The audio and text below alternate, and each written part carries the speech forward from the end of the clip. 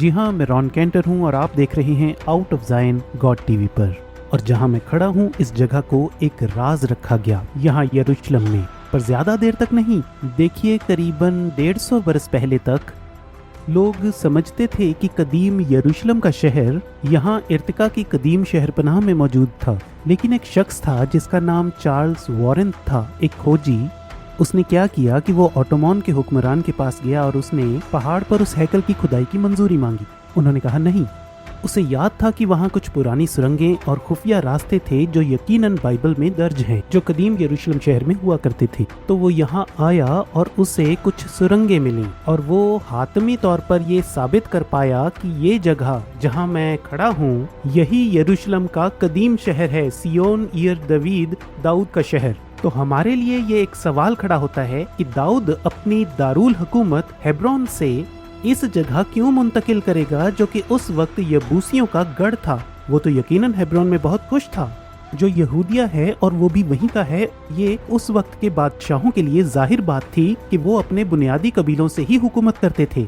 مثال کے طور پر اگر آپ نیو یارک کے وزیر ہوں اور یک بہ یک آپ صدر بن جائیں، آپ پھر بھی نیو یارک میں ہی رہیں گے، منتقل نہیں ہوں گے واشنگٹن میں۔ لیکن داؤد چاہتا تھا کہ وہ اسرائیل کے قبیلوں کو متحد کرے، چنانچہ اس نے اپنی دارالحکومت ہیبرون شہر سے اس علاقے میں منتقل کری جو اس وقت ایک ناقابل تشکیل قلعہ تھا۔ یہ لفظ سیکھنے میں مجھے کافی وقت لگا۔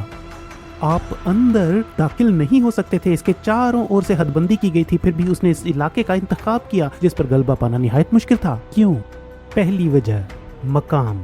یہ بالکل اس جگہ کے قریب ہے، وہاں اوپر جہاں ابراہیم اسحاق کو قربانی کے لیے لایا تھا، اور وہ جانتا تھا کہ یہی وہ جگہ ہے خداوند اس کے بیٹے سلیمان کو ہیکل کی تعمیر کو کہیں گے۔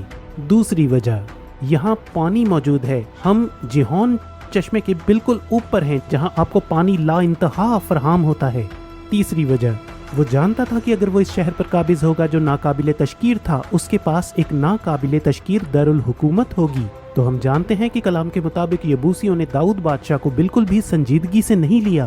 دراصل دوسرے سیموئیل کے 5 باب میں فرمایا گیا، پھر بادشاہ اور اس کے لوگ یروشلم کو یبوسیوں پر جو اس ملک کے باشندے تھے چڑھائی کرنے گئے۔ انہوں نے داؤد سے کہا مزاقیہ لہجے میں، جب تک تو اندھوں اور لنگڑوں کو نہ لے جائے یہاں نہیں آ پائے گا۔ وہ سمجھتے تھے کہ داؤد یہاں نہیں آ سکتا، تو بھی داؤد نے سیون کا قلعہ لے لیا، وہی داؤد کا شہر ہے، اور یہاں سے وہ اس قابل ہوا جو یہاں تک کہ شاؤل بادشاہ بھی نہ کر پایا تھا۔ 300 سال سے اس نے اسرائیل کے تمام قبیلوں کو ایک قوم میں متحد کر دیا، اور جس علاقے پر انہوں نے حکومت کی وہ تمام ترکی تک تھا اور تمام عرب کے علاقے تک۔ یہ بہت بڑی سلطنت تھی۔ اسی شہر میں اس نے اپنا محل بنایا، اور اس راستے سے اوپر جاتے ہوئے اس کے بیٹے سلیمان نے پہلی ہیکل بنائی، اور اب یہ سیون یر دوید نہیں رہا۔ دراصل اب داؤد کی شہر پناہ کو پوشیدہ نہیں رکھا جا سکتا۔ کھدائی کے ذریعے ہم نے دیکھا کہ داؤد کا شہر دوبارہ اٹھ کھڑا ہوا، جیسے کہ اسرائیل کے مقدس نبیوں نے فرمایا کہ ایسا ہی ہوگا۔ یقیناً God.tv دیکھیں تاکہ آپ کا کوئی بھی سلسلے وار رہ نہ جائے، اور مجھ سے مخاطب ہوں roncantor.com پر۔